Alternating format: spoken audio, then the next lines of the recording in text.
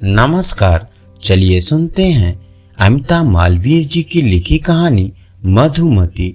सूर्योदय से पूर्व पुत्र को माँ के पास छोड़ मधुमती अपने घर से निकल पड़ी। आज बहुत से कार्य करने हैं। रात में बुखार के कारण उन्हें नहीं कर पाई थी। पहले रामदयाल के घर जाना चाहिए। सूर्योदय से ही वे पूजा पाठ करते हैं। उनका छोटा पुत्र सुबह सुबह ही विद्यालय जाता है। काम में बाधा नहीं होनी चाहिए। यह विचार करती हुई बुखार में पीड़ित होते हुए भी वो उस घर के लिए रवाना हुई। घर में घुसते ही मालकिन ने कहा, क्यों कल शाम को क्यों नहीं आई? ऐसे काम नहीं चलेगा। मेरे घर में समय पर ही काम करना पड़ेगा। मधुमती हाँ कहकर काम में लग गई। भोजन स्थल स्वच्छ किया, बर्तन साफ किए। बर्तन जमाते समय सहसा जोर से कांपते हुए हाथों से एक छोटा बर्तन गिर पड़ा। पहले से ही क्रुद्ध मालिक रामदयाल उस बर्तन के गिरने की आवाज सुनने के साथ ही वहां आकर क्रोध से बोला, मधु मेरे घर से निकल जाओ, जल्दी निकलो। अपना अपराध मानते हुए मधुमती ने कुछ कहना चाहा। मधुमती के फड़कते अधर देखकर रामदयाल दोबारा बोला, जवाब देना चाहती हो? अभी तुम्हें निकालता हूं। यही प्रवृत्ति तुम्हारे इस जीविका का नाश करेगी। इसी प्रवृत्ति से तुम अपने पति को खा गई। ये कहते हुए वे मधुमती पर प्रहार कर ही रहे थे कि पत्नी ने रोक दिया। वाणी के बाढ़ से आहत और ज्वर व्यथा के दुगना हो जाने से सुबह सुबह ही ये क्या हो गया, आगे क्या होगा, सोचती हुई मधुमती अपने घर लौट आई। अपनी शैया पर लेटकर विचार करने लगी। अतीत का पुराना जीवन वृत्त चित्त की तरह उसके समक्ष नाचने लगा। वह सोचने लगी, जिस दिन मेरा जन्म हुआ उसी दिन मेरे पिता दुर्घटना में घायल हुए तथा 10वें दिन मर गए। मैं अपने माता पिता की अकेली ही संतान हूँ। मेरा पालन पोषण माँ के संरक्षण में हुआ। माता के दुख के कारण मुझे बाल्यावस्था से ही कभी हंसने खेलने का सुख नसीब नहीं हुआ। केवल माता के साथ घर घर जाकर सेवा करने का ही एक काम था। पल पल में दुत्कार मिलती थी। नित्य ही यह सुनती रहती थी कि जन्मते ही मेरे पिता मर गए। सच ही है, मैं पिता को मारने वाली हूँ, फिर भी क्यों जी रही हूँ? अध्ययन यूँ तो मैंने स्नातक परीक्षा पास की है, परंतु उससे क्या? शिक्षा किसी के लिए सुखकारी होती है, मेरे लिए तो निर्बलता मात्र ही है। जात के लोगों की प्रेरणा से माँ ने मुझे पढ़ने विद्यालय भेजा। भगवान की कृपा से शिक्षक सदैव मेरे प्रति परम उदार और दयालु रहे। उनके आशीर्वाद से मैंने माध्यमिक परीक्षा प्रथम श्रेणी में उत्तीर्ण कर ली। पर उससे क्या? यद्यपि शिक्षा काल मेरे जीवन के उपवन में मधुमास की तरह आया, उसके प्रभाव से मेरी देह लता माधवी लता की तरह विकसित तथा पुष्पित हुई। विकसित होता हुआ पुष्प भौरों के आकर्षण का कारण होता ही है। माध्यमिक परीक्षा भी पास की। विश्वविद्यालय शिक्षा पाने के लिए उत्साह बढ़ा। एक बार मेरे प्रार्थना करने पर मेरी माँ ने मुझे न जाने क्या क्या कहा। वो सब अब सुनने पर मेरी मनोदशा कैसी होगी, उसे याद करके ही मेरा हृदय व्यथित हो जाता है। तब महीने भर तक घर के बाहर नहीं निकली। धीरे धीरे सब सामान्य होने पर मुझे माँ ने महाविद्यालय में प्रवेश लेने की अनुमति दी। तब सोचती थी, पढ़कर माता के आगे का पुत्राभाव को दूर करूंगी। यही विचार कर मेरे जीवन में विनोद का उदय हुआ।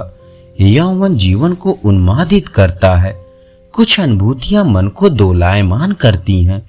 सृष्टि न जाने क्या खोजती है। हृदय किसी अपूर्णता को पूर्ण करना चाहता है। ये लोगों की प्रवृत्ति है, निवृत्त तो फलदायी है। इसी बीच साक्षात सुंदर विनोद ने मेरे जीवन में प्रवेश किया। एक दिन विनोद बोला, मधु। हाँ हाँ, क्या सोच रही हो? कुछ नहीं। मधु। हाँ हाँ कहो। मधु, मेरा जीवन तुम्हारे बिना। हाँ हाँ बोलो। मैं तुम्हारा परिग्रहण करूंगा। मधु बोली, मेरी माँ कहती हैं कि धन नहीं है, हम दहेज कहाँ से देंगे? मधु, ऐसा मत सोचो। प्रेम पर आधारित संबंधों में दहेज या लेन देन की क्या आवश्यकता है? मधु बोली, इस बारे में मेरी माँ ही निर्णय करेंगी। भाग्य से हमारे माता पिता की अनुमति से विवाह निश्चित हो गया। दिवाली मनाकर कार्तिक शुक्ल पंचमी को विनोद के पिता बारात लेकर हमारे छोटे से घर पर आए। द्वार पूजा हुई, बारातियों का स्वागत सत्कार किया गया। हमारे यज्ञ देवी की अग्नि परिक्रमा करते हुए बंधुओं के साथ उसके पिता लक्ष्मी दत्त ने इधर उधर दृष्टि दौड़ाते हुए यज्ञ क्रियाकलापों को रोकते हुए कहा, यहाँ कुछ भी लेन देन की सामग्री नहीं दिखाई दे रही है। कपड़े बर्तन कहाँ है? गृहस्थी चलाने के लिए सामग्री कहाँ है? वज्राहत सी मेरी माँ ने कहा, हे महामान, मेरी सम्मान की रक्षा करें। आप मेरी स्थिति जानते हैं, फिर ऐसा क्यों कह रहे हैं? दहेज के बिना विनोद का विवाह नहीं होगा, यह घोषणा करके क्रोधाविष्ट लक्ष्मी दत्त अपने आसन से उठ गए। मूर्छा के कारण उसके बाद क्या हुआ यह मुझे पता नहीं। मूर्छा टूटने पर प्रातः यह सारा वृत्तांत स्वप्न की तरह देखा। उसे आगे का वृत्तांत तो कभी भी याद नहीं करना चाहिए, याद करना ही नहीं चाहिए। बहुत समय बाद जात के लोगों के संपर्क से एक उदार युवा के साथ दहेज के बिना मेरा विवाह हुआ। 5 वर्ष तक हम सुख से रहे, फिर संतान के लिए अत्यंत चिंतित हुए। संयोग से एक ज्योतिषी मेरे घर आए। संतत के इच्छुक हमने उनसे इस बारे में पूछा। हमारी हस्तरेखा देखकर वो ज्योतिषी मेरे पति रमेश को कुछ दूर ले गया। मुझे लगता है उसने उसे मेरे जीवन से दूर करने का प्रयास किया। तब से रमेश मुझसे बिल्कुल बात नहीं करता, सदैव चिंता मग्न रहता है। मेरा समीप भी उसने छोड़ दिया। रमेश के इस व्यवहार को सहन नहीं कर सकने के कारण एक दिन मैंने पूछा, स्वामी, मेरा क्या अपराध है? मैंने क्या कर दिया जो आप मुझसे रुष्ट हैं? वो बिना कहे ही कुछ दूर चले गए। तभी मैंने किसी के मुंह से क्रोध का कारण सुना कि दैवज्ञ ने मेरे जीवन में संतान के अभाव की घोषणा कर दी है, इसलिए लोग रमेश को दूसरा विवाह करने के लिए प्रेरित कर रहे हैं।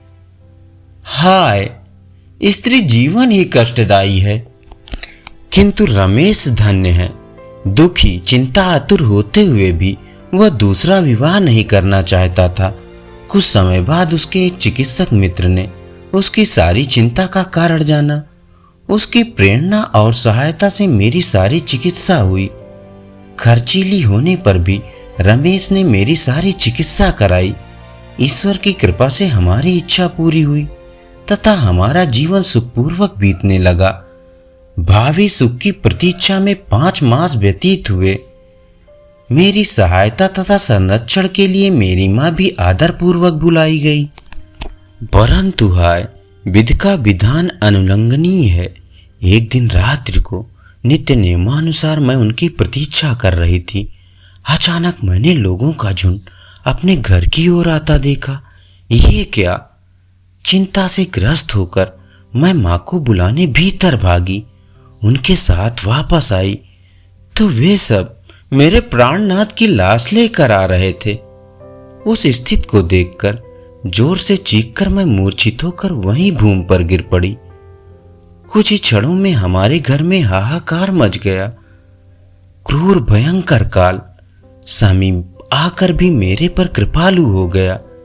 यही मेरे दुर्भाग्य का कारण है। भगवान, कष्टदायी से कष्टदायी सारी स्थिति मैंने सहन की। पुत्र में पति का रूप देखती हुई मैं अभी तक जीवन धारण कर रही हूँ। तब से राम की तरह दयावान राम दयालु मेरे आश्रय दाता हो गए। साक्षात सरस्वती की तरह उनकी पत्नी सरस्वती मेरी प्रबोधिका हो, परिपालिका हो गई। पर आज वे भी रूठ गए। अब मैं कैसे जीवन धारण करूंगी? हे दीन बंधु, अब आप ही शरण दो, तुम्हारी ही शरण में हूं। इस प्रकार आंखें बंद करके वह चुपचाप मन में ही विलाप करती हुई रो रही थी। तभी उसका बेटा जाग गया। उसकी माँ ने उसे पुकारा। किसी तरह साहस करके वह रोते हुए बालक को गोद में लेने के लिए शैया से उठी। उसने इसी बीच द्वार पर गृहस्वामिनी सरस्वती और माता के शब्द सुने। मधुमती बालक को गोद में उठा रही थी।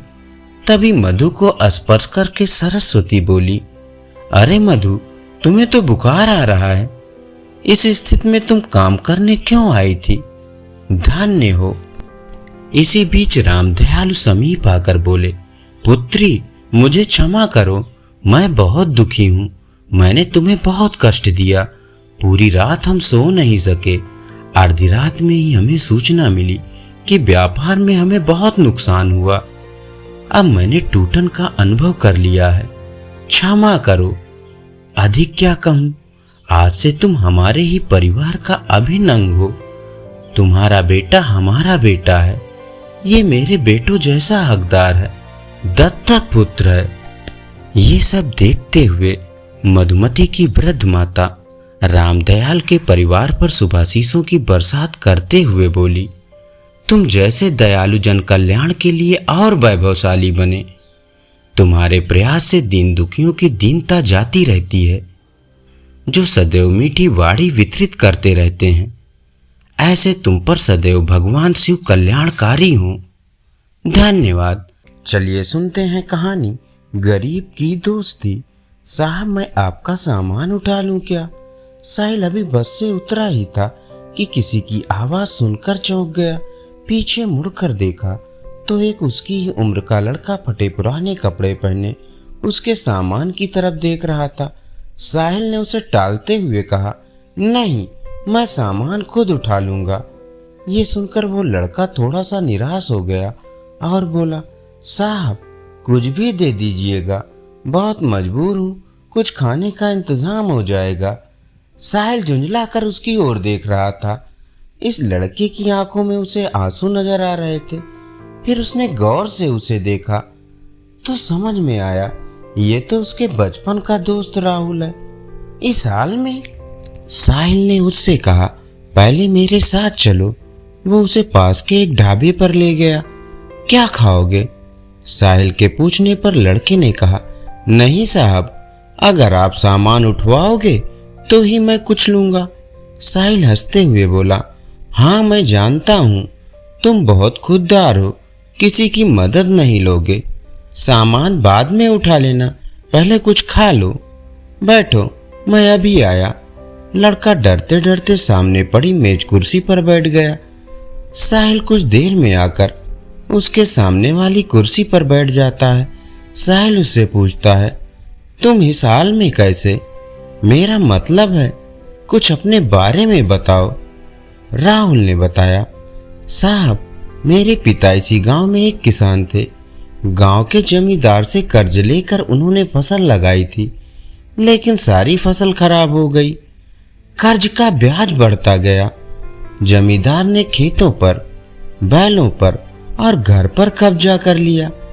पिताजी ये सब बर्दाश्त ना कर सके और फांसी लगा ली। मैं तब छोटा था। कुछ दिन बाद माँ भी चल बसी। स्कूल जाना तो दूर, गांव में कोई काम ना मिला, भूखे मरने लगा। तब से जो भी काम मिलता है वो कर लेता हूँ। दोपहर को बस के आने पर कोई सवारी सामान उठवा लेती है तो खाने का जुगाड़ हो जाता है। तभी खाना आ गया। खाना देखकर राहुल बोला, साहब, ये तो बहुत महंगा होगा। मेरी मजदूरी तो बस 10 रुपए बनती है। ये सब मैं कैसे चुका पाऊंगा? साहिल हंसते हुए बोला, अभी मैं आया हूँ, वापस भी जाऊंगा, तब मेरा सामान उठा लेना। साहिल उसे जानबूझकर अपनी पहचान नहीं बता रहा था। उसे पता था अगर उसने ऐसा किया तो राहुल उससे मदद नहीं लेगा। राहुल बहुत भूखा था। वह जल्दी जल्दी खाना खाने लगा। इधर साहिल कुछ देर के लिए पुराने दिनों में खो गया। उस समय दोनों एक ही स्कूल में पढ़ते थे, दोनों साथ खेलते थे। राहुल पढ़ने में बहुत तेज था। उसमें और साहिल में हमेशा फर्स्ट आने की रेस लगी रहती थी। साहिल के पिता उसी स्कूल में अध्यापक थे। साहिल के पिता का ट्रांसफर हो गया तो साहिल स्कूल छोड़कर शहर चला गया। आज वह कॉलेज में पढ़ता है। छुट्टियों में गांव के पुराने दोस्तों से मिलने चला आया। वैसे उसके चाचा भी इसी गांव में रहते हैं। साहिल को यह उम्मीद बिल्कुल नहीं थी कि उसका दोस्त उसे इस हाल में मिलेगा। साहिल अपने ही ख्यालों में खोया हुआ था। तभी राहुल ने उससे कहा, साहब मेरा खाना हो गया, चलिए आपका सामान उठा लेता हूँ। साहिल ने जवाब दिया, अभी चलते हैं, बैठो और कुछ अपने बारे में बताओ, कहाँ रहते हो और आगे क्या करोगे।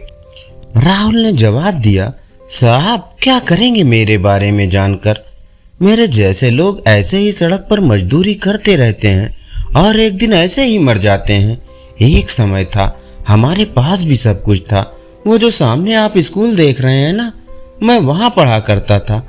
साहिल बोला, अब पढ़ने का मन नहीं करता। राहुल बोला, साहब माता पिता का साया क्या होता है ये उनके जाने के बाद पता लगता है। मेरे पिता मुझे सरकारी अफसर बनाना चाहते थे। साहिल उसकी बातें गौर से सुन रहा था। राहुल को एक पल के लिए भी यह एहसास नहीं हुआ कि यह तो उसका बिछड़ा हुआ दोस्त है, क्योंकि साहिल के नए नक्शे लेकर उसका पहनावा सब बदल चुका था। राहुल ने पूछा, साहब आप यहाँ किसके घर आए हैं? साहिल ने अपनी पहचान छिपाते हुए कहा, नहीं बस ऐसे ही गांव घूमने आया था, यहाँ कोई होटल मिल जाएगा रुकने के लिए? हाँ साहब, बस स्टैंड के पीछे ही एक होटल है, आपके शहर जैसा तो नहीं पर ठीक ठाक है, मैं आपको वहीं ले चलता हूँ। राहुल बोला। साहिल ने हाँ में सर हिलाया। राहुल सामान लेकर आगे आगे और साहिल उसके पीछे पीछे चलने लगा। कुछ ही देर में वे होटल में पहुंच गए। साहिल ने एक कमरा लिया। राहुल उससे कहने लगा, साहब मैं चलता हूँ, जब आपको जाना हो बता देना, मैं आपका सामान लेने आ जाऊंगा।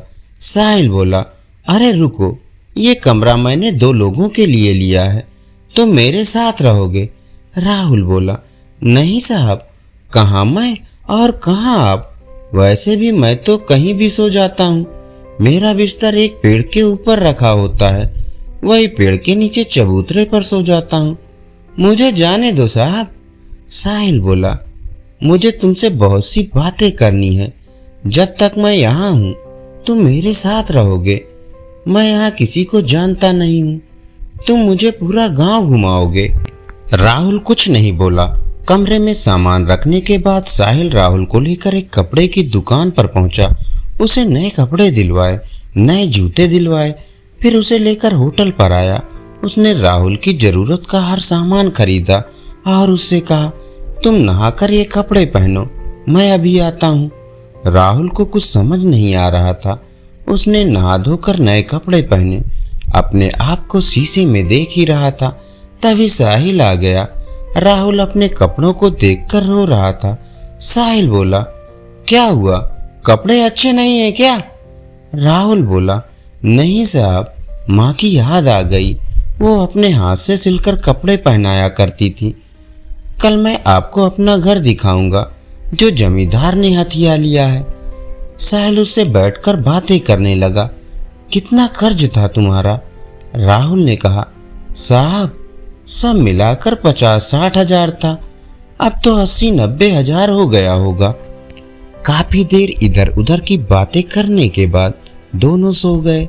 सुबह साहिल राहुल को लेकर गांव घूमने गया। वहां राहुल ने अपना घर दिखाया जो बंद था। फिर वह उस पेड़ के नीचे ले गया जहां कल तक वह सोता था। राहुल बोला, साहब ये पेड़ ही मेरे माँ बाप हैं, मैं यहीं सोता हूँ। साहिल बोला, राहुल मैंने तुमसे झूठ बोला था, मैं गांव घूमने नहीं सिर्फ तुमसे मिलने आया था। ये सुनकर राहुल चौंक गया। साहिल ने बताया, मैं तुम्हारे बचपन का दोस्त साहिल हूँ। ये सुनकर राहुल गौर से साहिल के चेहरे को देखने लगा। उसे अब उसमें अपना दोस्त नजर आने लगा था। उसकी आंखों से टप टप आंसू बह रहे थे। साहब आप, वो कुछ बोलता इससे पहले साहिल ने कहा, साहब नहीं, साहिल तुम्हारा दोस्त। राहुल कुछ बोल ना सका। वो बस एकटक साहिल को देखे जा रहा था। उसके अंदर का सैलाब अब उमड़ने लगा था। इतने सालों का दर्द उसकी आंखों से बह रहा था। आज उसका कोई अपना उससे मिलने आया था। इस बात पर अभी भी उसे विश्वास नहीं हो रहा था। साहिल ने उसे चुप कराया। फिर वह उसे लेकर अपने चाचा के घर गया। साहिल के चाचा सब पहले से जानते थे। साहिल ने उनसे कुछ बात की। साहिल के चाचा एक संपन्न किसान थे। उन्होंने अपने साथ कुछ और किसानों को इकट्ठा किया और जमींदार के घर पहुंच गए। साहिल के चाचा ने जमींदार से पूछा, इसके पिता पर कितना कर्ज है? जमींदार ने अकड़ से कहा, कौन चुकाएगा? इसके पास तो फूटी कौड़ी नहीं है, नहीं तो इसका बाप फांसी नहीं झूलता। सब मिलाकर 1 लाख है। साहिल ने अपने चाचा को इशारा किया। उन्होंने बैग से 1 लाख रुपए निकालकर जमींदार के सामने रख दिए और कहा, इसके खेत, मकान और बैल अभी वापस चाहिए। जमींदार यह देखकर घबरा गया, लेकिन इतने लोगों के सामने कर भी क्या सकता था। घर की चाबी और कागज वापस कर दिए, बैल उसे घर भिजवा दिए। वहां से निकलकर साहिल बोला, चाचा जी, मैं शहर पहुंचते ही आपके पैसे लौटा दूंगा। चाचा जी ने कहा, कोई बात नहीं बेटा, तुम बहुत नेक काम कर रहे हो। फिर उन्होंने और किसानों के सामने राहुल से बोला, बेटा तुम्हें तुम्हारा सब कुछ वापस मिल गया, अब अपने खेतों पर खेती करो, हम सारे किसान तुम्हारा साथ देंगे। ये सुनकर सब किसान तैयार हो गए। हाँ बेटा, अब वो जमींदार तुम्हारी तरफ आंख भी नहीं उठा सकेगा। साहिल ने राहुल को खेती करने के लिए 20,000 रुपए और दिलवा दिए। राहुल उसके पैरों पर गिर पड़ा। उसे उठाकर साहिल ने कहा, दोस्त, अब तुझे आगे निकल कर दिखाना है। अगली बार जब मैं गांव आऊं तो मेरा दोस्त मुझे खुशहाल मिलना चाहिए। ये कहकर साहिल ने राहुल को गले लगा लिया। अगले दिन साहिल शहर चला गया। वहां से उसने अपने चाचा के पैसे बैंक में जमा करवा दिए। इसके 6 महीने बाद एक दिन साहिल दरवाजे की घंटी सुनकर दरवाजा खोलने गया तो देखा सामने राहुल खड़ा था। 6 महीने में बिल्कुल बदल गया था। साहिल ने उसे गले से लगा लिया। अंदर आकर उसने साहिल के माता पिता के पैर छुए। साहिल बोला, अचानक यहाँ कैसे? सब ठीक है ना? उस जमींदार ने परेशान तो नहीं किया? राहुल बोला, नहीं यार, सब ठीक है। तेरे चाचा और दूसरे किसानों ने मेरी बहुत मदद की। अब तो सब ठीक है। मेरी फसल भी अच्छी हुई। उसकी कमाई से तेरा कर्ज चुकाने आया हूँ। ये 20,000 है, बाकी धीरे धीरे चुका दूंगा। साहिल बोला, तू मेरा भाई है, मैंने कोई कर्ज नहीं दिया था तुझे। तूने कैसे सोच लिया? ये मैं नहीं ले सकता। लेकिन राहुल जिद करने लगा। तब साहिल के पिता ने कहा, बेटा रख लो, ये इसकी खुददारी है। जो शिक्षा मैंने दी थी ये उसी का पालन कर रहा है। साहिल पैसे रख लेता है। फिर राहुल शर्माते हुए उसे अपनी शादी का कार्ड पकड़ा देता है। साहिल कहता है, अरे ये क्या, तू शादी कर रहा है? तभी साहिल के पिता ने कहा, हाँ, जब तूने हमें सब बताया तभी मैंने तेरे चाचा से इसके लिए अच्छी सी लड़की देखने के लिए कहा था। कब तक घर में अकेला रहेगा? राहुल बोला, मैं आप लोगों का एहसान जिंदगी भर नहीं भूल सकता। मेरी तो कोई औकात नहीं थी। साहिल बोला, सब ऊपर वाला करता है, सब उसी के हाथ में है। तेरे अच्छे दिन आने थे, मैं नहीं आता मदद करने तो ऊपर वाला किसी और को भेज देता। कुछ दिन बाद साहिल अपने परिवार के साथ राहुल की शादी में पहुंच गया। उन्हें देखकर राहुल बहुत खुश हुआ। उनके साथ पूरा गांव दोनों की दोस्ती की मिसाल देने लगा। धन्यवाद। चलिए सुनते हैं कहानी बहू। बेटा बहू अपने बेडरूम में बातें कर रहे थे। द्वार खुला होने के कारण उनकी आवाजें बाहर कमरे में बैठी माँ को भी सुनाई दे रही थी। बेटा बोला, अपने जॉब के कारण हम माँ का ध्यान नहीं रख पाएंगे, उनकी देखभाल कौन करेगा? क्यों ना उन्हें वृद्धा आश्रम में दाखिल करा दें, वहां उनकी देखभाल भी होगी और हम भी कभी कभी उनसे मिलते रहेंगे। बेटे की बात पर बहू ने जो कहा उसे सुनकर माँ की आंखों में आंसू आ गए।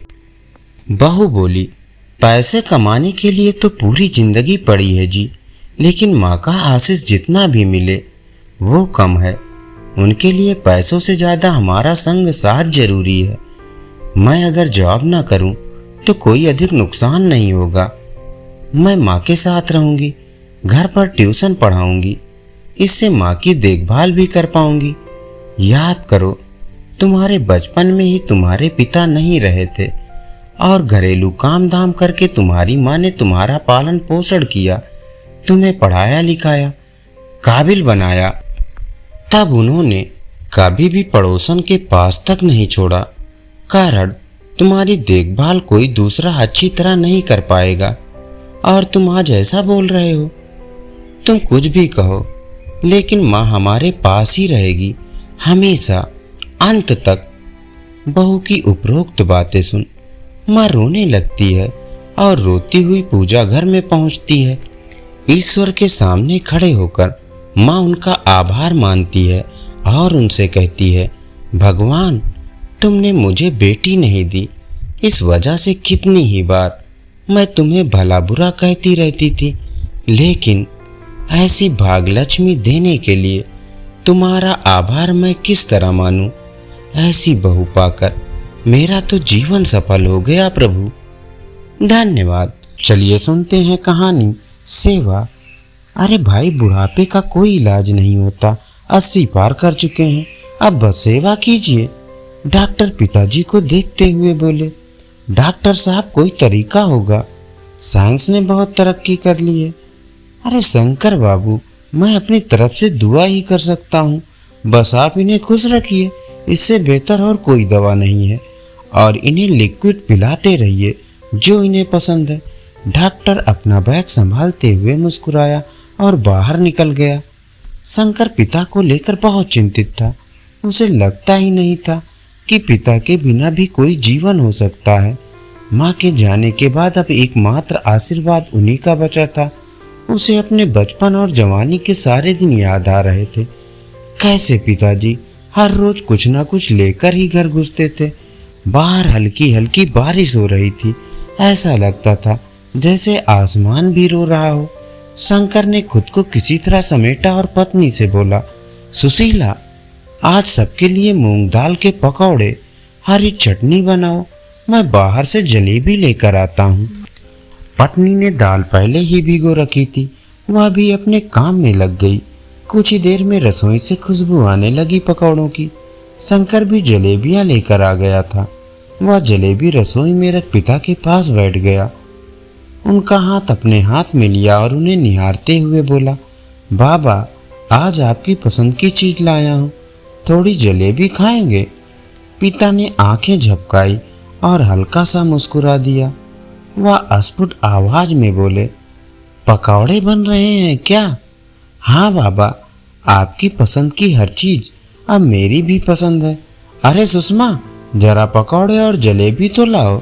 शंकर ने आवाज लगाई। लीजिए बाबूजी, एक और, उसने पकौड़ा हाथ में देते हुए कहा। बस अब पूरा हो गया, पेट भर गया, जरा सी जलेबी दे, पिताजी बोले। शंकर ने जलेबी का एक टुकड़ा हाथ में लेकर मुंह में डाल दिया। पिताजी उसे प्यार से देखते रहे। शंकर, सदा खुश रहो बेटा, मेरा दाना पानी अब पूरा हुआ। पिताजी बोले, बाबा, आपको तो सेंचुरी लगानी है, आप मेरे तेंदुलकर हो। आंखों से आंसू बहने लगे थे। वो मुस्कुराए और बोले, तेरी माँ पवेलियन में इंतजार कर रही है, अगला मैच खेलना है, तेरा पोता बनकर आऊंगा, तब खूब खाऊंगा बेटा। पिताजी उसे देखते रहे। शंकर ने प्लेट उठाकर एक तरफ रख दी, मगर पिताजी उसे लगातार देखते जा रहे थे। आग भी नहीं झपक रही थी। शंकर समझ गया कि यात्रा पूर्ण हुई। तभी उसे ख्याल आया, पिताजी कहा करते थे, श्राद्ध खाने नहीं आऊंगा कौवा बनकर, जो खिलाना है अभी खिला दे। धन्यवाद। चलिए सुनते हैं कहानी असलियत की पहचान। राजा के दरबार में एक आदमी नौकरी मांगने के लिए आया तो उस व्यक्ति से उसकी काबिलियत पूछी गई तो वो बोला, मैं आदमी हो चाहे जानवर, उसकी शक्ल देखकर उसके बारे में बता सकता हूँ। राजा ने उसे अपने खास घोड़ों के अस्तबल का इंचार्ज बना दिया। कुछ ही दिन बाद राजा ने उससे अपने सबसे महंगे और मनपसंद घोड़े के बारे में पूछा तो उसने कहा, घोड़ा नस्ली नहीं है, राजा को हैरानी हुई। उसने जंगल से घोड़े वाले को बुलाकर पूछा।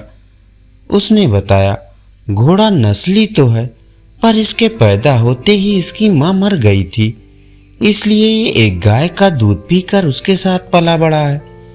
राजा ने अपने नौकर को बुलाया और पूछा, तुमको कैसे पता चला कि घोड़ा नस्ली नहीं है? उसने कहा, जब ये घास खाता है तो गायों की तरह सर नीचे करके खाता है, जबकि नस्ली घोड़ा घास मुंह ऊपर करके खाता है। राजा उसकी काबिलियत से खुश हुआ।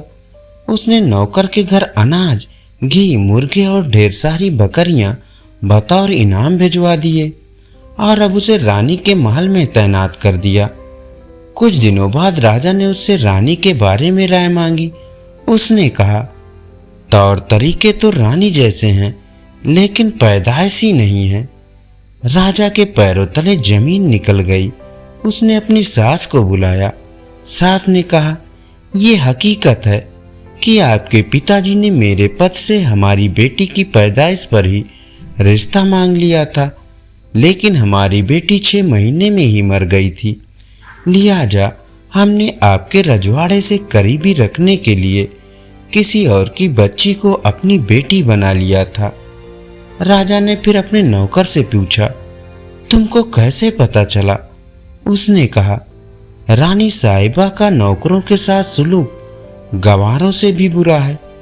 एक खानदानी इंसान का दूसरों से व्यवहार करने का एक तरीका होता है जो रानी साहिबा में बिल्कुल नहीं है।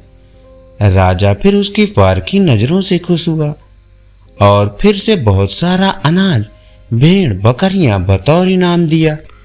अब राजा ने उसे अपने दरबार में तैनात कर लिया। कुछ वक्त गुजरा। राजा ने फिर नौकर को बुलाया और अपने बारे में पूछा। नौकर ने कहा, जान की सलामती हो तो कहूँ। राजा ने वादा किया तो उसने कहा, ना तो आप राजा के बेटे हो और ना ही आपका चलन राजाओं वाला है। राजा को बहुत गुस्सा आया, मगर जान की सलामती का वचन दे चुका था। राजा सीधा अपनी माँ के पास पहुंचा और माँ से पूछा, तो माँ ने कहा, ये सच है, तुम एक चरवाहे के बेटे हो, हमारी औलाद नहीं थी तो तुम्हें गोद लेकर हमने पाला। राजा ने नौकर को बुलाया और पूछा, बता तुझे ये सब कैसे पता चला? उसने कहा, जब राजा किसी को इनाम दिया करते हैं तो हीरे, मोती और जवाहरात की शक्ल में देते हैं, लेकिन आप भेड़, बकरियां, खाने पीने की चीजें दिया करते हैं। ये रवैया किसी राजा का नहीं, किसी चरवाहे के बेटे का ही हो सकता है। किसी इंसान के पास कितनी धन दौलत, सुख समृद्धि, रुतबा, बाहुबल, ये सब बाहरी दिखावा है। इंसान की असलियत की पहचान उसके व्यवहार और उसकी नीयत से होती है। धन्यवाद। चलिए सुनते हैं कहानी बेटी की शादी। एक दिन संध्या अपने ऑफिस से घर आई तो देखा उसकी माँ घर की सफाई में लगी हुई थी। संध्या, माँ क्या बात है, आज बहुत सफाई हो रही है। रुक्मणी, बेटी कल तेरी मौसी आ रही हैं एक रिश्ता लेकर। संध्या, माँ तुम तो जानती हो उन्हें और उनके बताए रिश्ते को, अपनी अमीरी का दिखावा करने आ रही होंगी। रुक्मणी, बेटी जो भी है मना तो नहीं कर सकते, अब आ रही हैं तो देख लेते हैं। संध्या अपना बैग रख रसोई में चली गई। संध्या, माँ आज खाना नहीं बनाया क्या? रुक्मणी, हाँ जल्दी बना दिया था, फ्रिज में रखा है, निकाल कर गर्म करके खा लो। संध्या खाना खाकर सोने चली जाती है। रुक्मणी देर रात तक सफाई में लगी रहती है। संध्या सुबह उठकर देखती है तो पूरा घर नया सा लगता है। नए पर्दे, सोफे पर नए कवर। रुक्मणी चाय बना रही थी। संध्या, लगता है मौसी के स्वागत की पूरी तैयारी है। रुक्मणी, हाँ क्यों नहीं, वो मेरी बेटी के लिए रिश्ता जो लेकर आ रही है।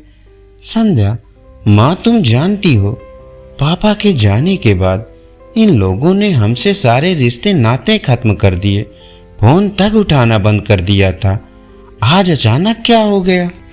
रुक्मणी बोली, वो सब तो ठीक है, लेकिन अब आ रही हैं तो खातिरदारी तो करनी पड़ेगी। तू आज ऑफिस से छुट्टी ले ले, मुझसे इतना काम नहीं संभलेगा। संध्या, ठीक है, लेकिन मौसी ने ताने मारे तो मैं भी सुना दूंगी। रुक्मणी, अरे वो कुछ नहीं कहेगी, और कुछ कहे तो सुन लेना। घर आए मेहमान की बेइज्जती नहीं करते बेटा। संध्या और रुक्मणी ने मिलकर जल्दी से सारा काम निपटा लिया। दोपहर को अंजू मौसी घर आ गई। अंजू, यहाँ आना तो नर्क में आने जैसा लगता है। देखा नहीं बाहर कितनी भीड़ है, गाड़ी भी अंदर नहीं आ पाई। बहुत दूर से पैदल आ रही हूँ। तुम लोग पता नहीं यहाँ कैसे रह लेते हो। संध्या ने गुस्से से माँ की ओर देखा। माँ ने इशारे से संध्या को चुप रहने को कहा। रुक्मणी, संध्या, मौसी के लिए चाय नाश्ता ले आओ। संध्या अंजू के लिए चाय नाश्ता ले आती है। अंजू बोली, तुम लोग तो मुझे पूछते नहीं, पर मुझे तो तुम्हारी हमेशा चिंता रहती है। अब तुम्हारा है ही कौन, मुझे ही सब देखना है। मैं संध्या के लिए ऐसा रिश्ता लाई हूँ कि तुम सोच भी नहीं सकती। रुक्मणी, हाँ बहन, अब हमारा है ही कौन। वैसे ये बता, लड़का कैसा है? अंजू, बहन 10 लाख रुपए महीना कमाता है। मेरे घर के पास ही बहुत बड़ी कोठी है। 2 भाई हैं और एक बहन भी है। सबकी शादी हो गई है, बस ये सबसे छोटा ही रह गया है। रुक्मणी, लेकिन इतने बड़े घर में बात कैसे बनेगी? हमारी हालत तो तू जानती ही है। अंजू, अरे तू चिंता मत कर, मैंने सब बात कर ली है। उन्हें कुछ नहीं चाहिए। दोनों तरफ की शादी का खर्च भी वही उठाएंगे मेरे कहने पर। बस एक बात है। रुक्मणी, क्या बात है?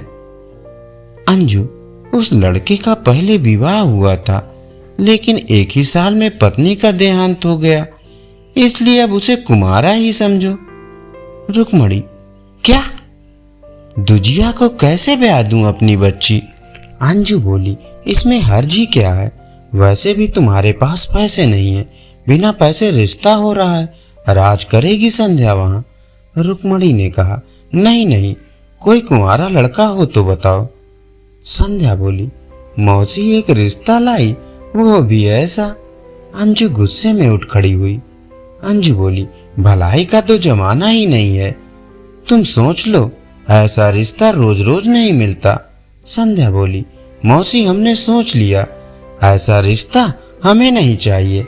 संध्या का गुस्सा देखकर अंजू थोड़ा डर गई और बात बदलते हुए बोली, संध्या तो बच्ची है, रुक्मणी तू सोच कहाँ से आएगा पैसा? मेरी बात मान, इस रिश्ते के लिए हाँ कह दे। रुक्मणी बोली, ऐसे कैसे हाँ कह दूं? अंजू, तुम एक बार लड़के को देख लो, नहीं समझ में आए तो मना कर देना। संध्या, मौसी हमें यह रिश्ता नहीं करना, चाहे मेरी शादी हो या ना हो, आप चिंता ना करें। वैसे भी आपने आज तक कभी हमारी सुध ली है? ये सुनकर अंजू गुस्सा होकर चुपचाप वहां से चली गई। रुक्मणी रोते हुए बोली, संध्या, हालात कितने बदल गए। जिस बहन की शादी मैंने पिताजी से लड़ झगड़ कर अच्छे घर में करवाई, वो तेरे लिए कैसा रिश्ता लाई है? संध्या बोली, माँ तुम चिंता मत करो, ये लोग हमारी गरीबी का मजाक उड़ा रहे हैं, एक दिन सब ठीक हो जाएगा। कई महीने बीत जाने के बाद एक दिन किसी रिश्तेदार की शादी में अंजू और रुक्मणी की मुलाकात हो गई, जहां और भी रिश्तेदार थे। अंजू बोली, देख सुशीला, मैंने इतने पैसे वाले घर का रिश्ता बताया था संध्या के लिए, लेकिन माँ बेटी ने ठुकरा दिया और अभी तक कुमारी बैठा रखी है घर में। सुशीला बोली, लगता है अंजू तुम्हारी आंखों में पट्टी बंधी है। तुम्हें पता है संध्या डीएम बन गई है। अगर तुम्हारी बात मानती तो नरक ही भोगती। जिस लड़के के बारे में तुम बता रही हो वो एक नंबर का गुंडा है, मुझे सब पता है। अब रुक्मणी बोली, और सुन अंजू, मेरी बेटी का रिश्ता बहुत अच्छे घर में पक्का हो गया है। मेरी बेटी को सरकारी आवास भी मिल गया है। जानती है, लड़का नेवी में है। किसी की मजबूरी का मजाक बनाने से पहले ये भी सोचना चाहिए कि कभी न कभी सबके दिन बदल जाते हैं। अंजू बिना कुछ बोले वहां से उठकर चली गई। धन्यवाद। चलिए सुनते हैं कहानी आलस की कीमत। दिन के 12 बज रहे थे, लेकिन सोहन अभी सो रहा था। उसकी माँ सुमित्रा ने आवाज दी, उठ जा बेटा, देख सूरज सर पर चढ़ाया है, कब तक सोता रहेगा। लेकिन सोहन पर कोई असर नहीं हुआ। वह चादर से मुंह ढक कर दोबारा सो गया। कुछ देर बाद उसे खाने की खुशबू आने लगी। दाल में तड़का लगते ही उसे जोर की भूख लगने लगी। सोहन उठा और सीधा माँ के पास रसोई में पहुंच गया। माँ, क्या बनाया है? सुमित्रा, पहले जाकर नहा, फिर आना रसोई में। दाल चावल बनाए हैं। दाल चावल सोहन को बहुत पसंद थे। वह फटाफट आंगन में गया और हैंडपंप से बाल्टी भरने लगा। इसी बीच उसे याद आया कि उसने दांत तो मांजे ही नहीं। उसने फटाफट मंजन लेकर दांतों को रगड़ लिया और मग्गा साबुन लेकर बैठ गया नहाने। जल्दी से नहाकर कपड़े पहनकर रसोई में पहुंच गया। तब तक खाना तैयार हो चुका था। माँ ने खाना परोस दिया। खाना बहुत ही स्वादिष्ट बना था। सोहन ने भरपेट खाना खाया। वह खाना खाकर उठा तो माँ ने टोक दिया, अब कहाँ चल दिया? सोहन, माँ, लगता है खाना बहुत ज्यादा हो गया है, बहुत तेज की नींद आ रही है, मैं तो सोने जा रहा हूँ। सुमित्रा, हे भगवान, अभी 1 घंटे पहले ही सोकर उठा है। तुझे बस सारा दिन यही काम है, उठो, खाओ और सो जाओ। तुझे पता है तेरे पिता खेत में कितनी मेहनत करते हैं, तब हमें 2 वक्त की रोटी मिलती है। कुछ नहीं तो जाकर उनकी मदद ही कर दिया कर। उनके लिए खाना ले जा, मैं अभी तैयार कर रही हूँ। सोहन पर तो जैसे दुखों का पहाड़ टूट पड़ा। सोहन बोला, माँ, तुम्हें पता है इतनी धूप में पहले एक बार मैं खाना देने गया था, आकर कितना बीमार पड़ गया था। तुम ही चली जाना, मैं तो सोने जा रहा हूँ। सुमित्रा को बहुत गुस्सा आया। इससे पहले वह कुछ कहती, सोहन तेजी से अपने कमरे में जाकर सो गया। सुमित्रा खाना लेकर खेत पर पहुंची। कबीरदास बहुत मेहनत से खेत जोत रहे थे। सुमित्रा, सुनो जी, पहले खाना खा लेते।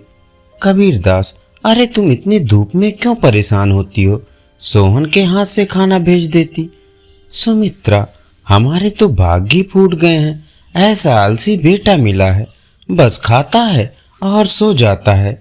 भगवान जाने इस लड़के का क्या होगा। कबीरदास, चिंता मत करो, एक दिन सब ठीक हो जाएगा। सोहन के माता पिता सोहन की आदत से बहुत परेशान थे। वह कोई भी काम नहीं करता था, बस सारा दिन सारी रात सोता रहता था। एक दिन सोहन के पिता ने कहा, बेटा, मैं खाद और यूरिया लेने जा रहा हूँ, 2 दिन लग जाएंगे, फसल तैयार होने वाली है। तू सुबह खेत पर चले जाना और सारा दिन वहीं रहना। शाम को खाना खाकर रात को वहीं सोने चले जाना। कहीं कोई जानवर खेत में ना घुस जाए या कोई और हमारी फसल को नुकसान ना पहुंचा दे। सोहन बोला, पिताजी, मुझसे ये सब नहीं हो पाएगा, आप माँ को बोल दीजिए। कबीरदास, नालायक, खेत की देखभाल आदमियों का काम होता है। अगर मुझे पता लगा तू खेत पर नहीं गया या फसल को नुकसान हो गया तो तेरी खैर नहीं। सोहन डर गया। वह पिता के जाने के बाद माँ से बोला, माँ, सुबह जगा देना, नहीं तो पता नहीं पिताजी क्या करेंगे। सुमित्रा सोहन को सुबह 4 बजे जगा देती है। सोहन हाथ में फावड़ा लेकर खेत में पहुंच जाता है। वहां जाकर देखता है चारों ओर ठंडी हवा चल रही थी। वो एक पेड़ के नीचे बैठ जाता है। तभी उसे हल्की हल्की रोशनी नजर आती है। पूरा खेत लाल रोशनी से भर जाता है।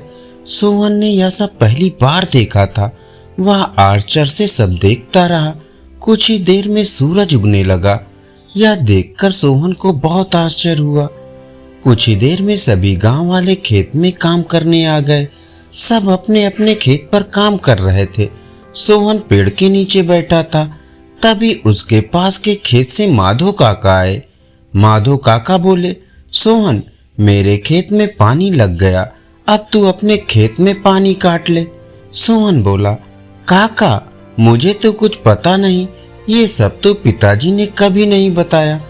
माधव काका बोले, बेटा कभी पिता के साथ खेत पर आया है तो तुझे पता होगा।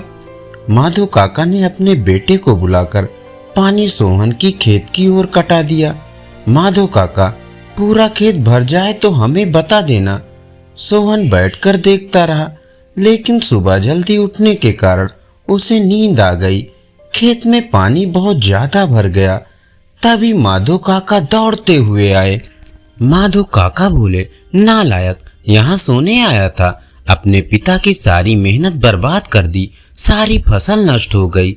सोहन हड़बड़ा कर उठा। उसका खेत पानी से लबालब भरा हुआ था।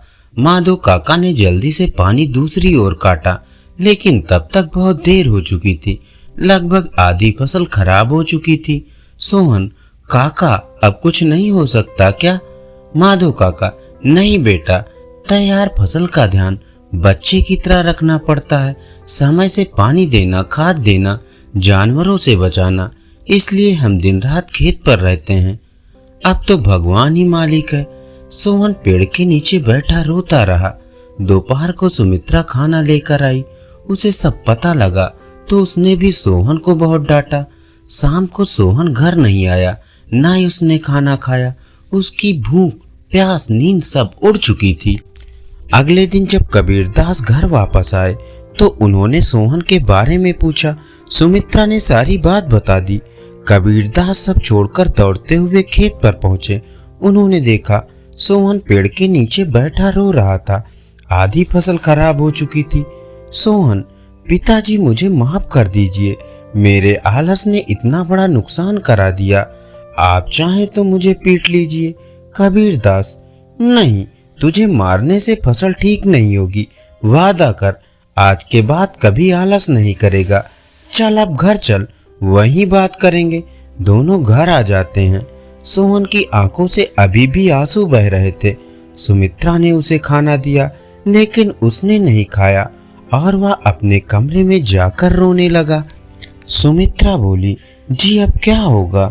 आधी फसल तो बर्बाद हो गई। कबीरदास बोले, सुमित्रा, कोई घाटे का सौदा नहीं है। आधी फसल देकर अगर बेटा सुधर गया तो यही काफी है। कबीरदास ने सोहन को बुलाया और बोले, बेटा अब तो जो नुकसान होना था हो ही गया। अब हमें कल से आधे खेत की फसल उखाड़कर दोबारा बोनी होगी। सोहन बोला, पिताजी आप बाकी आधे खेत में खाद यूरिया लगाकर उसे काटने का इंतजाम कीजिए। मैं इस पर अकेले काम करना चाहता हूँ। अगले दिन सुबह 4 बजे सोहन अपने पिता के साथ खेत पर पहुंच गया और पिता के बताए अनुसार खेत पर काम करने लगा। 4 महीने कठिन परिश्रम करने के बाद नई फसल कुछ बढ़ती हुई दिखाई देने लगी। सोहन अब एक कर्मठ, मेहनती इंसान बन चुका था। धन्यवाद। चलिए सुनते हैं कहानी पानी की प्यास। गाड़ी अभी स्टेशन पर रुकी ही थी कि 4-5 सामान बेचने वाले डिब्बे में घुसकर आवाज देने लगे। मोहिनी जी को प्यास लग रही थी। तभी एक 8-10 साल का लड़का पानी की बोतल बेचता दिखाई दिया। मोहिनी जी ने उसे बुलाया। कितने की बोतल है? वो बोला, 20 रुपए की है, एकदम ठंडी है। मोहिनी जी ने बोतल हाथ में ली और देखा बोतल एकदम ठंडी थी, लेकिन तभी उनका ध्यान बोतल पर लगे लेबल पर गया। उसे देखकर उन्होंने कहा, ये तो नकली है, बिस्लरी की जगह बिस्लौरी बनाकर बेच रहा है। अभी तेरी कंप्लेंट करती हूँ। वो लड़का हंसकर बोला, यहाँ यही ज्यादा चलती है, असली बिस्लरी चाहिए तो सामने स्टॉल पर मिलेगी। मोहिनी जी ने बोतल वापस कर दी। लड़का आगे जाने लगा। उन्हें प्यास बहुत जोर से लग रही थी। उन्होंने उस लड़के से कहा, सुन, मैं तुझे 10 रुपए दूंगी, मुझे उस स्टॉल से पानी लाकर दे दे। लड़का कहने लगा, हाँ ठीक है, लेकिन जल्दी दीजिए, गाड़ी चलने वाली है। मोहिनी जी अपने हैंडबैग में से पैसे निकालने लगी। तभी उन्हें ध्यान आया, जल्दी गाड़ी पकड़ने के चक्कर में सारे खुले पैसे तो कुली को दे दिए थे। अब तो 500 का नोट था। मोहिनी जी ने बोला, चल ला, 30 रुपए काट कर पैसे वापस कर। ये सुनकर लड़का हंसता हुआ बोला, खुले कहाँ से आएंगे, सुबह से पहली ट्रेन आई है, अभी तो 100 के भी छुट्टे नहीं है। आप जल्दी दीजिए, मैं अभी दुकान वाले से लेकर आया। अब मोहिनी जी को समझ आ रहा था कि यह 500 का नोट लेकर भाग जाएगा, लेकिन प्यास इतनी लग रही थी कि कुछ समझ नहीं आ रहा था। उन्होंने उस लड़के को 500 रुपए पकड़ा दिए। आसपास बैठी सारी सवारी उन्हें इस तरह देख रही थी जैसे उन्हें दुनियादारी के बारे में कुछ नहीं पता। खिड़की के शीशे से वे उसे भागकर जाता हुआ देख रही थी।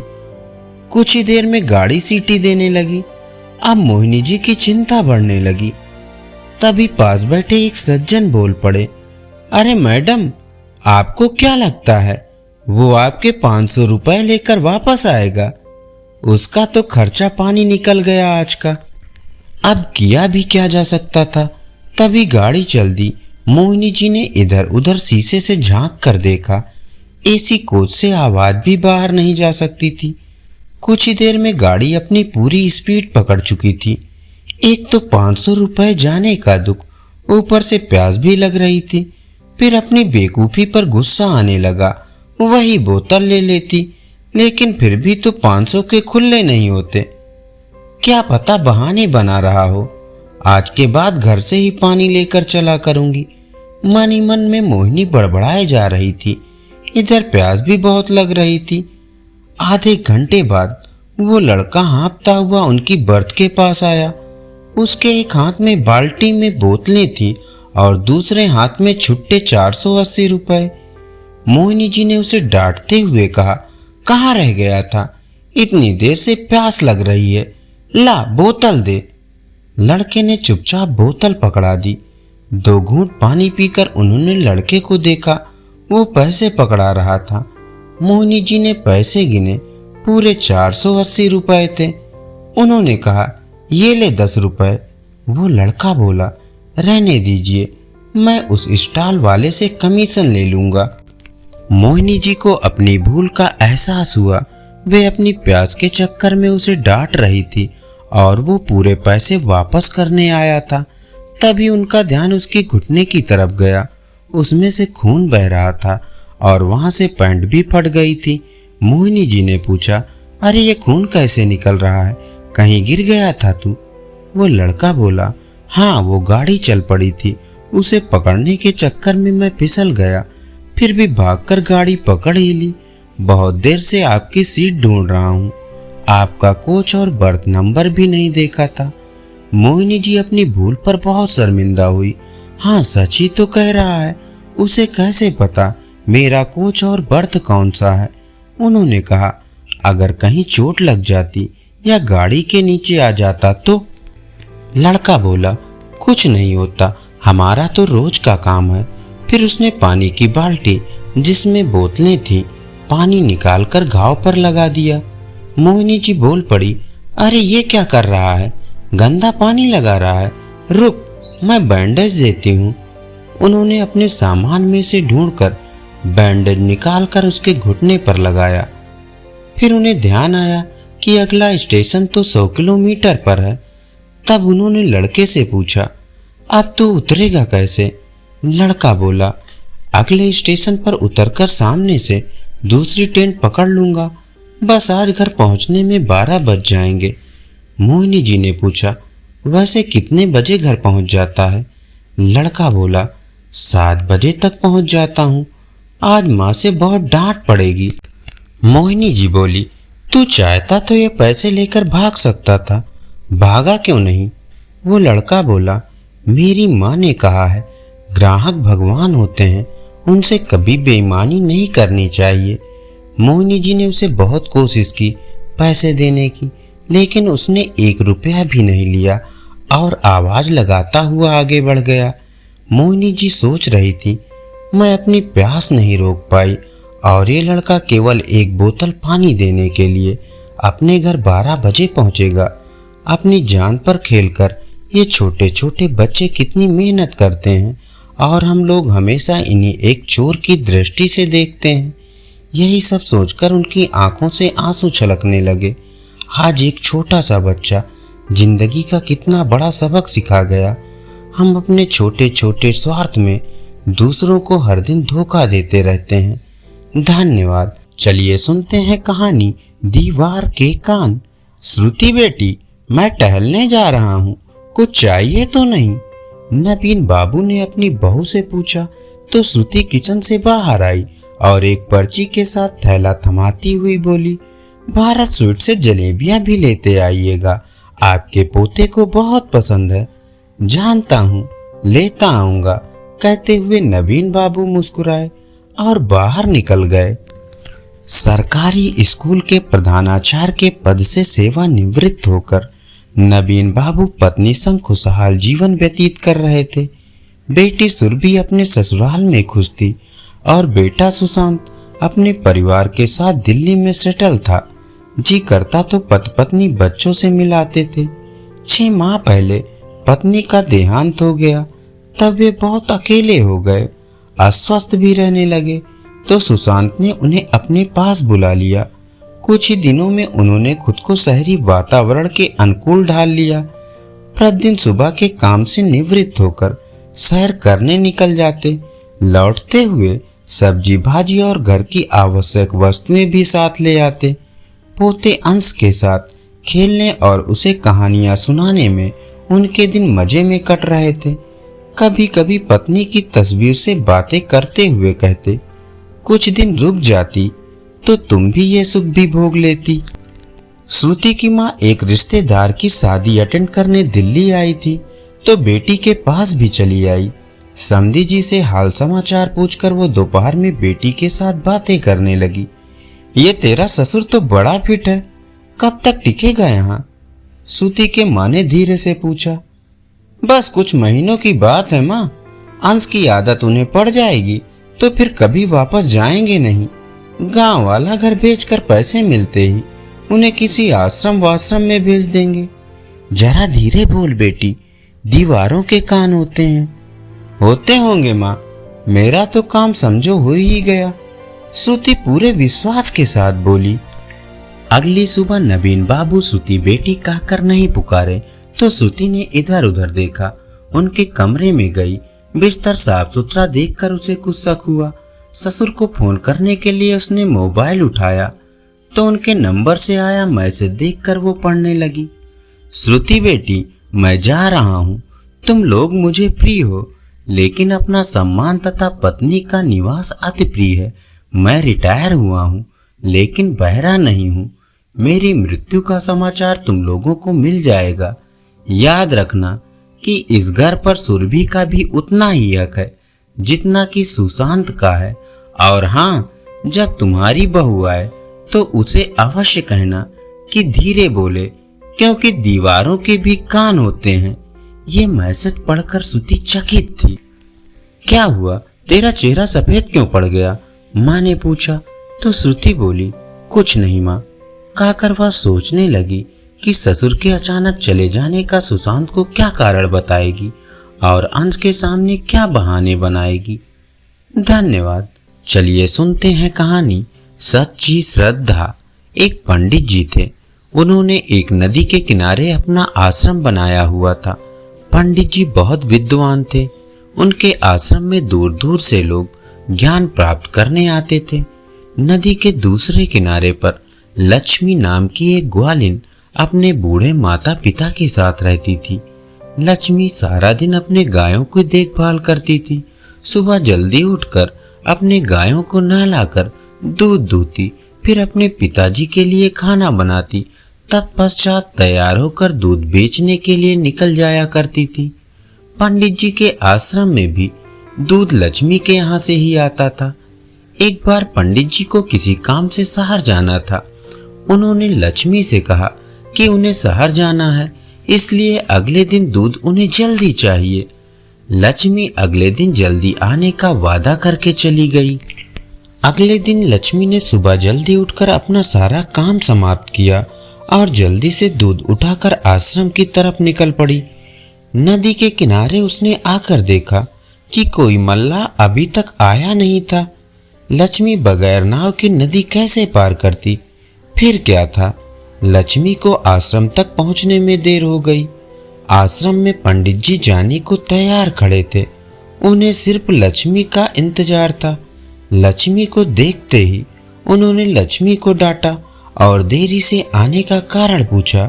लक्ष्मी ने भी बड़ी मासूमियत से पंडित जी से कह दिया कि नदी पर कोई मल्लाह नहीं था, वह नदी कैसे पार करती, इसलिए देर हो गई। पंडित जी गुस्से में तो थे ही, उन्हें लगा कि लक्ष्मी बहाने बना रही है। उन्होंने भी गुस्से में लक्ष्मी से कहा, क्यों बहाने बनाती है? लोग तो जीवन सागर को भगवान का नाम लेकर पार कर जाते हैं, तुम एक छोटी सी नदी पार नहीं कर सकती। पंडित जी की बातों का लक्ष्मी पर बहुत गहरा असर हुआ।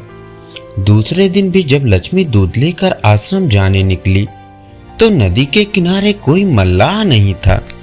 लक्ष्मी ने मल्लाह का इंतजार नहीं किया, उसने भगवान को याद किया और पानी की सतह पर चलकर आसानी से नदी पार कर ली।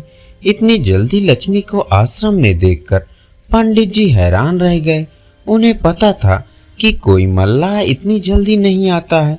उन्होंने लक्ष्मी से पूछा कि तुमने आज नदी कैसे पार की? लक्ष्मी ने बड़ी सरलता से कहा, पंडित जी, आपके बताए हुए तरीके से। मैंने भगवान का नाम लिया और पानी पर चलकर नदी पार कर ली। पंडित जी को लक्ष्मी की बातों पर विश्वास नहीं हुआ। उन्होंने लक्ष्मी से फिर पानी पर चलने के लिए कहा। लक्ष्मी नदी के किनारे गई और उसने भगवान का नाम जपते जपते बड़ी आसानी से नदी पार कर ली। पंडित जी हैरान रह गए। उन्होंने भी लक्ष्मी की तरह नदी पार करनी चाहिए, पर नदी में उतरते वक्त उनका ध्यान अपनी धोती को गीला होने से बचाने में लगा था। वो पानी पर नहीं चल पाए और धड़ाम से पानी में गिर गए।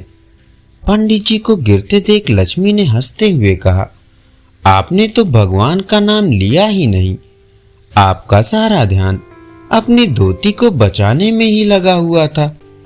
पंडित जी को अपनी गलती का एहसास हो गया। उन्हें अपने ज्ञान पर बड़ा अभिमान था, पर अब उन्होंने जान लिया था कि भगवान को पाने के लिए किसी भी ज्ञान की जरूरत नहीं होती। उसे तो पाने के लिए सिर्फ सच्चे मन से याद करने की जरूरत है। अगर सच्चे मन से भगवान को याद किया जाए तो भगवान तुरंत अपने भक्तों की मदद करते हैं। धन्यवाद। चलिए सुनते हैं कहानी असली तीर्थ। अपनी सिक्योरिटी गार्ड की ड्यूटी खत्म करके घर लौटे बिरजू ने देखा कि बाहरी दरवाजे पर खड़ी उसकी माँ उसकी राह देख रही थी। अंदर आकर हाथ मुंह धोकर दोनों ने भोजन किया तो माँ ने उसे प्रसाद देते हुए कहा, आज गली के मोड़ वाली सुमन भी वैष्णो देवी मंदिर दर्शन कर आई।